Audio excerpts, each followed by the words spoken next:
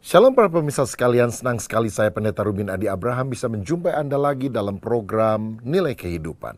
Hari ini saya akan membahas firman Tuhan dengan judul Jemaat Teladan. Saya ingat ada sebuah kisah, satu kali ada seorang ibu membangunkan anaknya pada hari Minggu dan menyuruhnya pergi ke gereja. Tapi anak itu malas pergi ke gereja, dia bilang buat apa saya ke gereja, orang yang mendengar firman di gereja juga tidak pernah berubah hidupnya. Tapi ibu itu memaksa dan berkata begini, "Nah, kamu harus bangun karena ini sudah jam 9 pagi. Yang kedua, kamu harus bangun karena umur kamu sudah 40 tahun. Kamu bukan anak kecil lagi. Dan yang ketiga, kamu harus bangun karena kamu adalah pendeta di gereja itu. Kalau kamu tidak bangun dan tidak pergi ke gereja, siapa yang khotbah?" Saudara, ini sebuah cerita yang menunjukkan bahwa hamba Tuhan kadang-kadang frustrasi karena setelah melayani cukup lama jemaat tidak mengalami perubahan. Berbeda sekali dengan jemaat dari gereja mula-mula. Mereka dikenal sebagai jemaat yang begitu mengasihi Tuhan dan begitu radikal untuk memberitakan Injil sehingga pertumbuhan rohani terjadi secara luar biasa. Nah, hari ini saya ingin membagikan dua ciri saja dari jemaat teladan seperti yang kita bisa contoh dari gereja mula-mula. Ciri yang pertama dari jemaat yang perlu diteladani adalah hidup dalam doa di tengah aniaya. Saya ingin bacakan Kisah Rasul 4 ayat 23 sampai 31. Hanya beberapa ayat yang saya akan bacakan supaya saudara bisa memahami. Dikatakan demikian ayat 23. Doa jemaat, sesudah dilepaskan, pergilah Petrus dan Yohanes kepada teman-teman mereka, lalu mereka menceritakan segala sesuatu yang dikatakan imam-imam kepala dan tua-tua kepada mereka. Ketika teman-teman mereka mendengar hal itu, berserulah mereka bersama-sama kepada Allah. Ayat 31. Dan ketika mereka sedang berdoa, goyanglah tempat mereka berkumpul itu, dan mereka semua penuh dengan Roh Kudus, lalu mereka memberitakan firman Allah dengan berani. Nah, kita lihat di sini bahwa gereja mula-mula mengalami aniaya. Tetapi itulah ciri gereja yang benar, gereja yang mengalami aniaya karena hidup selaras dengan firman Tuhan. Kalau saudara hidup tidak ada kesulitan, tidak ada persoalan, jangan bangga. Jangan-jangan saudara adalah temannya iblis. Nah, ngapain setan godain temannya sendiri? Tapi kalau saudara musuh iblis, engkau adalah anak Allah, tantangan, kesulitan, bahkan aniaya mungkin saja kita alami. Martin Luther, reformator gereja, pernah berkata, Ecclesia hieris crucis est. Gereja adalah ahli waris daripada salib Kristus. Kalau Kristus telah menderita bahkan mati di atas kayu salib, kita juga harus mempersenjatai diri dengan pemikiran demikian. Karena tekanan demi tekanan bisa terjadi kepada orang Kristen yang hidup benar sesuai dengan firman Tuhan. Alkitab berkata dalam Filipi 1:29, sebab kepada kamu dikaruniakan bukan saja untuk percaya kepada Kristus, tetapi juga untuk menderita untuk Dia. Jadi kalau kita percaya, itu adalah kasih karunia. Sedangkan menderita bagi Kristus itu bukan kesalahan kita, tetapi itu adalah kasih karunia juga. Karena tidak semua orang mengalami hal semacam itu. Ingat ke saudara ketika para rasul mengalami aniaya daripada pemimpin agama Yahudi dan mereka memukulinya. Dan ketika dilepaskan mereka bilang, awas ya, jangan memberitakan Injil lagi. Tetapi mereka berkata, silakan kamu putuskan. Mana yang kami harus lebih taati? Taat kepada Allah atau taat kepada manusia? Dan mereka jawab, kita harus lebih taat kepada Allah daripada manusia. Dan mereka tetap memberitakan Injil di tengah segala tekanan. Dan waktu mereka dilepaskan itu, mereka bergembira karena mereka dianggap layak untuk menderita bagi Kristus. Wah, ini luar biasa. Menderita bukan panik, bukan sedih, bukan takut, tapi dianggap layak menderita bersama dengan Kristus. Karena Kristus pun guru besar, guru agung kita menderita. Dan murid-muridnya juga akan mengalami penderitaan. Saya teringat sekian tahun yang lampau ketika saya masih tinggal dan melayani di gereja di Tasikmalaya, Jawa Barat. Dan pada waktu itu ada kerusuhan. Massa menyerbu gereja dan membakarnya, saudara. Nah, banyak teman-teman dari luar kota kemudian menelpon, menyatakan, aduh turut berduka ya, aduh turut prihatin, turut sedih, gereja yang Anda layani dibakar. Tapi ada seorang hamba Tuhan dari Jakarta, dia telepon saya, dia bilang, saya dengar gereja Anda yang Anda layani terbakar ya, dibakar massa. Iya. Dia bilang, selamat ya, selamat. Loh, saya bilang kok selamat? Loh, selamat. Karena menderita bagi Kristus itu kasih karunia. Nggak semua orang loh dipercaya untuk hal itu. Lalu dia bilang, gereja saya kok nggak dibakar ya? Apa saya belum layak ya untuk mendapat kasih karunia semacam itu? Wah, saya juga bingung. Saya bilang, ya udah tunggu saja gilirannya. Saudara, bukan berarti kita cari-cari masalah, cari-cari kesulitan. Tetapi ketika kita hidup benar, lalu karena itu orang menganiaya kita, roh kemuliaan Tuhan ada pada kita. Kuasa Tuhan akan dinyatakan melalui kehidupan kita. Nah, bagaimana cara kita menghadapi ketika kita hidup benar tetapi aniaya itu datang? Jawabannya, hiduplah di dalam doa. Ketika para rasul dilepaskan dari penjara dan diintimidasi oleh pemimpin agama, mereka ceritakan masalah ini kepada teman-temannya. Mereka melakukan doa bersama, berseru-seru kepada Tuhan, mohon perlindungan, mohon kekuatan, mohon keberanian untuk memberitakan Injil. Disertai dengan tanda-tanda ajaib yang membuat orang-orang yang mendengar Injil itu akhirnya percaya kepada Tuhan. Ini adalah ciri daripada gereja yang sejati, hidup dalam doa di tengah aniaya. Dalam Yakobus 5 ayat yang ke-13, firman Tuhan berkata demikian. Yakobus 5 ayat 13, kalau ada seorang di antara kamu yang menderita, baiklah ia berdoa. Kalau ada seorang yang bergembira, baiklah ia menyanyi.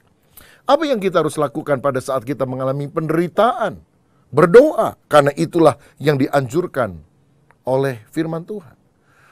Berdoa di tengah aniaya berarti berkomunikasi dengan kepala gereja. Bukankah gereja adalah anggota tubuh Kristus, tetapi Kristus adalah kepalanya. Kita lapor kepada dia. Dan saya yakin kepala gereja tidak akan berdiam diri. Dia akan menolong kita. Doa yang kita panjatkan bukan doa dengan ketakutan, tapi doa yang radikal yang berkata, Tuhan lihatlah mereka mengancam kami.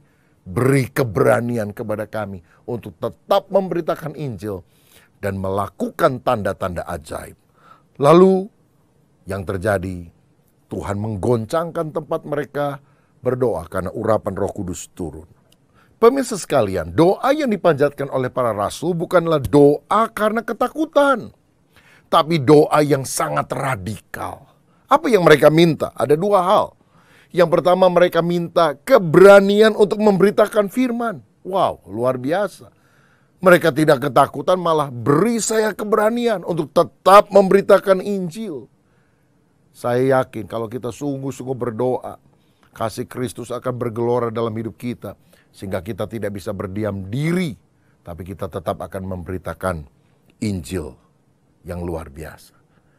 Saudara, saya pernah mendengar seorang hamba Tuhan dari Amerika Serikat datang ke Korea, dan kemudian rekan hamba Tuhan dari Korea berkata, besok hari Sabtu apakah Anda bersedia melayani doa di gereja kita? Ada doa pagi, cuma 1 jam kok durasinya, nggak terlalu panjang. Oke, dia bilang. Jam berapa? Ada 3 kali. Jam 4 sampai jam 5, jam 5 sampai jam 6, jam 6 sampai jam 7. Mau pilih yang mana? Oh, sudah yang terakhir sajalah. Saudara, lalu keesokan harinya dia siapkan diri, karena dia pikir ini doa cuma sejam, renungan juga paling 15 menit lah. Tapi waktu dia pergi ke gereja itu dia kaget, saudara. Karena setidaknya ada 5.000 orang ikut doa pagi pada sesi ketiga itu. Dan dia tanya, loh, kalau yang tadi lebih pagi, ibadah 1 dan 2 yang hadir berapa banyak? Ya hampir sama, 5.000, 5.000, 5.000. Wey, 15.000, saudara. Orang berdoa pagi hari. Kita bikin KKR untuk mengundang 15.000 orang aja. Persiapan begitu lama, belum tentu yang datang sekian banyak. Tapi kalau kita sungguh-sungguh mengutamakan doa, firman Tuhan akan tersebar begitu luar biasa. Yang kedua, saudara, para rasul ini berdoa secara radikal, minta dilengkapi dengan mujizat Tuhan berupa kesembuhan dan tanda-tanda ajaib. Apapun tantangan yang kita alami, kalau kita banyak berdoa, bukan saja firman tetap kita beritakan, tetapi mujizat dan tanda-tanda ajaib Tuhan akan lakukan di dalam kehidupan kita. Saya teringat sekian tahun yang lampau ada seorang jemaat yang sudah menikah cukup lama, belum punya anak, dan dia berkali-kali melakukan pengobatan untuk bayi tabung, inseminasi buatan dan sebagainya, selalu gagal. Satu kali dia datang kepada saya dan berkata, tolong doakan, ini usaha kami yang terakhir. Dan kami tidak tahu apakah kami dapat punya anak atau tidak. Saudara, lalu kemudian dia minta doa, saya doakan dengan iman supaya Tuhan memberikan keturunan kepadanya. Mereka berangkat ke Singapura dan kemudian setelah proses pengobatan, sel telur dan sperma mulai digabungkan. Dokter berkata, kelihatannya kurang bagus. Kemungkinan untuk bisa hamil istri Anda kecil. Dan dia beritahu kepada saya. Saya jawab, saudara, kalau orang bilang sulit, mustahil, itu kesempatan untuk Tuhan menyatakan kuasanya. Karena Allah itu spesialis untuk perkara yang mustahil. Tetap doa. Dia minta doa kepada teman-teman kelompok selnya. Kita sungguh-sungguh berdoa bersama. Dan apa yang terjadi? Tuhan menyatakan mujizat. Apa yang dianggap tidak bisa tumbuh dengan baik, bisa bertumbuh. Dan malah orang ini dapat anak kembar, saudara. Kembar 2. Sehingga sekarang dia melayani Tuhan dengan sepenuh hati. Saya percaya kalau kita berdoa, mujizat, kesembuhan, perkara-perkara dahsyat masih akan terjadi di dalam hidup kita. Karena itu tingkatkan baik doa pribadi maupun doa bersama. Karena itulah ciri daripada jemaat teladan, orang Kristen sejati. Saudara ingat ketika Yesus berdoa di Taman Getsemani, dia mengajak 3 orang muridnya bersama-sama dengan dia. Petrus, Yakobus, Yohanes. Tuhan juga mau mengajak kita sekalian sampai hari ini untuk meningkatkan doa. Seperti ayat 31 dikatakan ketika mereka sedang berdoa, turunlah Roh Kudus atas mereka. Kiranya Roh Kudus juga mengurapi saudara ketika saudara berdoa dengan segenap hati. Haleluya. Yang kedua sekarang, ciri dari jemaat teladan adalah hidup untuk memberkati sesama. Kisah Rasul 4 ayat 32 sampai 35 berkata demikian. Adapun kumpulan orang yang telah percaya itu menjadi sehati dan sejiwa dan tidak seorang pun yang berkata bahwa sesuatu dari kepunyaannya adalah miliknya sendiri, tetapi segala sesuatu adalah kepunyaan mereka bersama. Dan dengan kuasa yang besar rasul-rasul memberi kesaksian tentang kebangkitan Tuhan Yesus dan mereka semua hidup dalam kasih karunia yang berlimpah-limpah. Sebab tidak ada seorang pun yang berkekurangan di antara mereka karena semua orang yang mempunyai tanah atau rumah menjual kepunyaannya itu dan hasil penjualannya itu mereka bawa dan mereka letakkan di depan kaki rasul-rasul lalu dibagi-bagikan kepada setiap orang sesuai dengan keperluannya. Ini ciri jemaat teladan, saudara-saudara. Mereka tidak hidup sendiri, egois, pokoknya saya ada berkat, orang lain saya nggak peduli. Tapi sebaliknya mereka saling mengasihi, bersatu, dan mau menjadi berkat bagi banyak orang. Salah satu hal yang kita bisa teladani dari jemaat mula-mula ini adalah seorang yang bernama Yusuf Barnabas. Barnabas artinya anak penghiburan. Sebetulnya namanya adalah Yusuf. Tapi karena kemanapun dia datang, dia selalu memberikan kekuatan penghiburan kepada orang lain. Dia lebih sering disebut sebagai Barnabas oleh teman-temannya. Dan apa yang dia lakukan? Dalam Kisah Rasul 4 ayat 36 dan 37 dikatakan demikian. Demikian pula dengan Yusuf yang oleh rasul-rasul disebut Barnabas, artinya anak penghiburan, seorang Lewi dari Siprus. Ia menjual ladang miliknya lalu membawa uangnya itu dan meletakkannya di depan kaki rasul-rasul. Nah, kita lihat ada seorang yang bernama Yusuf yang menjadi teladan memberkati sesama dengan menjual ladangnya lalu uangnya diberikan kepada rasul untuk dibagikan kepada orang lain. Saya melihat ada 3 ciri dari jemaat yang hidupnya memberkati sesama. Yang pertama, Yusuf Barnabas ini memberi pada saat dibutuhkan. Dia peka dengan kebutuhan gereja, dia peka dengan kebutuhan sesama, dan dia bukan hanya tergerak hatinya, lalu dia bertindak. Saudara, kita harus belajar memberi sesuai dengan apa yang dibutuhkan. Pada waktu Yesus melihat orang-orang banyak lapar pada saat mendengar khotbahnya, ada seorang anak yang tergerak memberikan 5 roti dan 2 ikan. Sehingga Yesus memecahkan roti itu dan memberkati 5.000 orang dengan makanan. Saudara, tetapi satu kali ketika Yesus sedang pergi menuju Yerusalem menjelang dia disalibkan, dia tidak lapar, dia tidak membutuhkan makanan. Marta menyediakan makanan bagi dia. Tetapi Maria lebih tahu kebutuhan Yesus pada waktu itu. Yesus perlu teman untuk curhat, untuk bicara dari hati ke hati. Dan itulah yang diberikan oleh Maria. Pada waktu Yesus mati disalib, lalu dia harus dikuburkan. Ada seorang yang bernama Yusuf Arimatea mengerti kebutuhan Yesus pada waktu itu bukan makanan, bukan teman untuk curhat. Yang dibutuhkan adalah kuburan. Dan dia memberi apa yang dia punya pada saat Yesus membutuhkannya. Nah, kini ketika gereja mulai berkembang dan orang-orang banyak yang percaya, banyak di antara mereka juga rakyat jelata, orang-orang miskin yang kekurangan. Dan Yusuf Barnabas melihat hal itu. Lalu dia menyumbangkan tanahnya supaya uangnya itu bisa dibagi untuk orang-orang yang membutuhkan. Bukankah ini yang kita juga perlukan? Orang yang hatinya tergerak memberi kepada orang lain pada saat mereka membutuhkan. Saya teringat saudara sekalian, ketika kerusuhan terjadi di Tasikmalaya sekian tahun yang lampau. Nah, 2 minggu sebelum peristiwa di mana gereja dibakar itu, ada orang dari Jakarta memberi persembahan kepada gereja di Tasik lebih kurang 10 pemadam kebakaran, alat pemadam kebakaran yang gede-gede itu, saudara. Saya juga bingung, ngapain ini orang ya kasih alat pemadam kebakaran begitu banyak.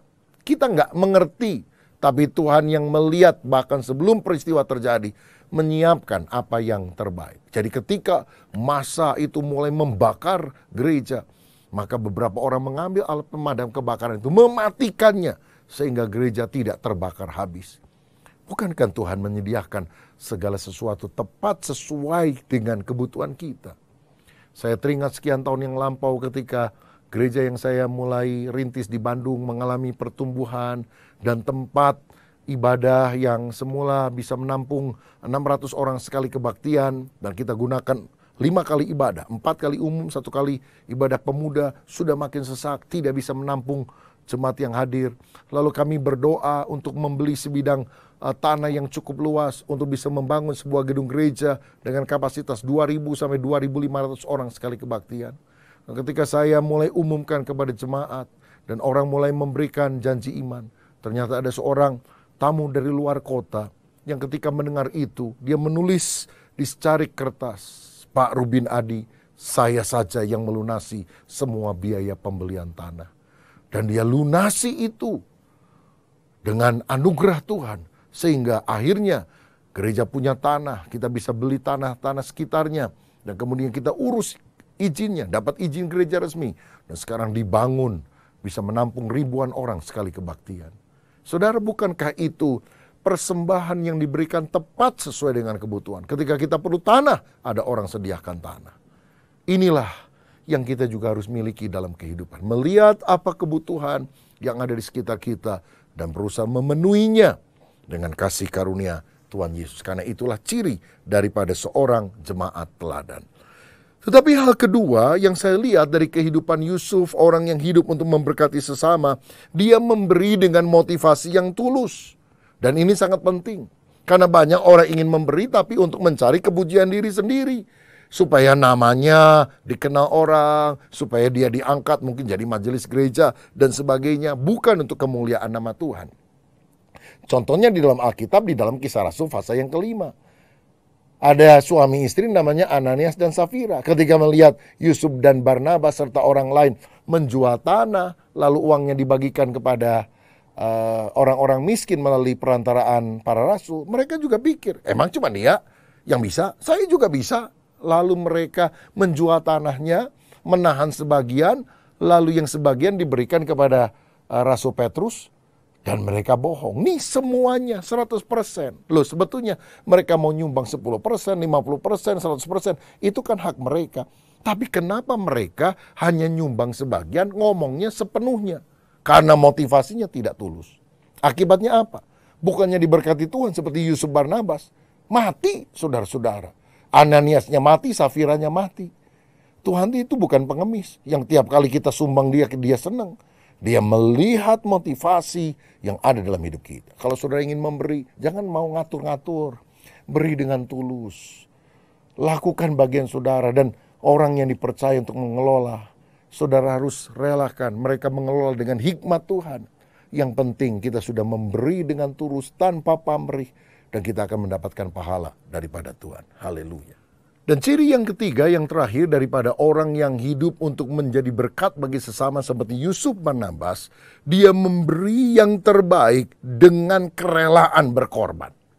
Dia memberi, tapi memberi bukan asal-asalan. Rela berkorban, artinya walaupun aku jadi gak punya apa-apa, gak punya tanah, gak punya duit, asal orang lain terberkati, aku rela. Wah, ini luar biasa. Saya pernah membaca untuk menghasilkan 1 sendok makan madu, seekor lebah harus terbang lebih kurang 4.200 kali ke kelopak bunga yang satu sampai kelopak bunga yang lain. 4.200 kali untuk menghasilkan 1 sendok makan madu. Dan untuk menghasilkan setengah kilogram madu, mereka harus terbang lebih kurang 56.000 kali. Bayangkan, 56.000 kali mengisap sari madu daripada bunga-bunga yang ada, kemudian mengumpulkannya dan memberikan persembahan kepada sang ratu lebah. Betapa hebatnya pengorbanan sang lebah yang berani berkorban untuk memberikan persembahan bagi sang ratu lebah. Seringkali kita tidak mau berkorban. Kalau mau korban pun asal-asalan. Teringatlah saya satu kali ada seorang misionaris beberapa abad yang lalu mengunjungi India, dan dia lihat ada seorang yang membawa 2 orang anaknya yang salah satunya akan dipersembahkan sebagai persembahan kepada dewa di tepi sungai Gangga dengan cara dibenamkan sampai mati. Misionaris ini orang kulit putih berusaha ngomong supaya wanita ini mengurungkan niatnya. Itu bukan Tuhan yang benar. Masa Tuhan yang benar minta pengorbanan nyawa manusia? Tapi wanita ini tetap percaya bahwa dia mau melakukan hal itu untuk Tuhannya. Dan karena si misionaris gagal untuk meyakinkan orang ini membatalkan niatnya untuk membenamkan salah satu anaknya, akhirnya dia lihat di antara 2 anak itu, anak yang pertama tinggi, gagah, sehat, yang kedua buta. Lalu kemudian dia tanya, kalau engkau mau mengorbankan anakmu, yang mana yang kau mau korbankan? Yang buta atau yang segar dan sehat ini? Ibu itu bilang, yang saya akan benamkan yang sehat ini. Wah, misionaris kaget. Bu, lebih baik yang sehat ini kamu jangan biarkan mati. Biarlah yang buta, biar aja. Kalau udah buta nanti daripada menyengsarakan engkau di kemudian hari, sudah biar dia ditenggelamkan. Ibu itu berkata, Pak, begitukah caranya engkau diajar memberi persembahan yang terjelek untuk Tuhan? Oh, kalau kami selalu diajar memberi persembahan yang terbaik. Tidak, aku tetap akan berikan yang terbaik untuk Tuhanku. Saudara bisa bayangkan, bahkan orang-orang yang belum mengenal Kristus berani memberikan yang terbaik. Masa kita yang sudah mengenal Kristus, yang adalah Sang Juru Selamat, tidak berani memberikan yang terbaik? Jadilah jemaat teladan. Ciri yang pertama tadi, jemaat teladan adalah jemaat yang berdoa di tengah aniaya. Dan ciri kedua dari jemaat teladan, hidup untuk menjadi berkat bagi sesama. Maukah saudara menjadi orang yang sungguh-sungguh berkenan kepada Tuhan? Kalau saudara mau, berdoalah supaya kita sungguh-sungguh menjadi anak Tuhan yang bisa diteladani. Tuhan memberkati.